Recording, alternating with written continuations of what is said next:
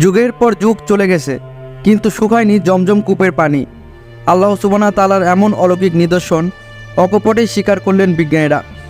দুনিয়ার বুকে আল্লাহ তাআলার অরণ্য কুদরত জমজম কূপের পানি। কাবাগর থেকে ২০ মিটার পূর্বে এর অবস্থান। জমজম কূপের পানির স্তর ভূপৃষ্ঠ থেকে 10.6 ফুট নিচে। এখান থেকে প্রতি সেকেন্ডে ৮,০০০ লিটার হারে পানি তোলা হয়। পানির স্তর ৪০ ফুট নিচে নেমে গেলে পানি তোলা বন্ধ করে দেওয়া হয়। আশ্চর্য বিষয় হচ্ছে ১১ মিনিটের মধ্যে আবার পুনরায় পানি পূরণ হয়ে যায়। এখন পর্যন্ত জমজম কূপ ২বার পরিষ্কার করা হয়েছে। ১৯৮৬ সালে ২ জন দক্ষ ডুবুরি জমজম কূপের ভেতরে নামে। তারা আধা ঘন্টার মতো পানি নিচেই ছিল। তারা জমজম কূপের ভেতরে দৃশ্য দেখে আশ্চর্য হয়ে যায়। সেখান থেকে তারা পানি নমুনা সংগ্রহ করে সেটা পরীক্ষা করতে পাঠায়। পরীক্ষা করে দেখা যায় জমজম কূপের পানিতে কোনো রকম দূষণ বা ব্যাকটেরিয়া নেই।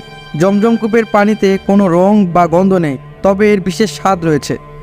কিংসদ বিশ্ববিদ্যালয়ের গবেষকরা এই পানি পরীক্ষা করেছেন এবং তারা এই পানির পুষ্টিগুণ উপাদান নির্ণয় করেছে।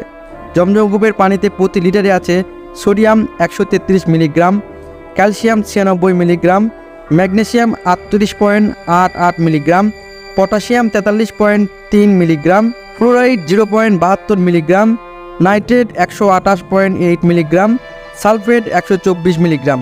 সব মিলিয়ে জমজম কূপ যেন আল্লাহ পাকের অলৌকিক নিদর্শন, যা বিজ্ঞানীরা বিশ্বাস করতে বাধ্য করেছে। ভিডিওটি ভালো লাগলে একটি লাইক করে দেবেন।